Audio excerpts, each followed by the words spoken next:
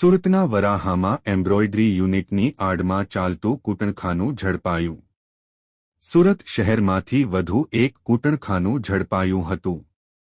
જો કે આ વખતે સ્પા, હોટલ નહીં પણ એમ્બ્રોઇડરી કારખાનામાં દેહવ્યાપારનો પર્દાફાશ થયો હતો, જેથી પોલીસ પણ ચોંકી ગઈ હતી। સુરતના વરાછા વિસ્તારમાં કૂટણખાનું ચાલતું હોવાની પોલીસને બાતમી મળી હતી, જેના આધારે પોલીસે દરોડા પાડીને એમ્બ્રોઇડરી યુનિટના કારખાનામાં ચાલતા ગોરખધંધાનો પર્દાફાશ કર્યો હતો।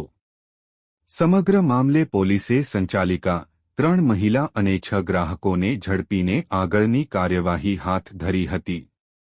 મળતી માહિતી મુજબ સુરતના વરાહાના ઘનશ્યામ નગર ખાતે આવેલા એક એમ્બ્રોઇડરી યુનિટમાં બુધવારના રોજ પોલીસ દ્વારા દરોડા પાડતા કૂટણખાનું ઝડપાયું હતું, જેમાં પોલીસે ગોરખધંધા ચલાવતી મહિલા સંચાલક, દેહવ્યાપારનો ધંધો કરતી 3 મહિલાઓ અને શરીર સુખ માણવા આવેલા 6 ગ્રાહકોને ઝડપી પાડ્યા હતા।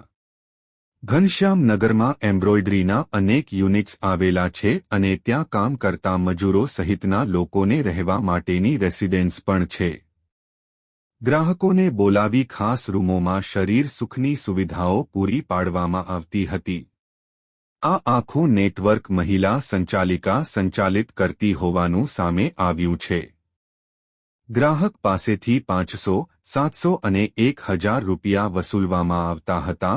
ત્રણેય મહિલા દેહવેપારની શિકાર બની હોવાનું અનુમાન છે, જેના આધારે તેમને રેસ્ક્યુ કરીને સેફ હાઉસમાં ખસેડવામાં આવી હતી।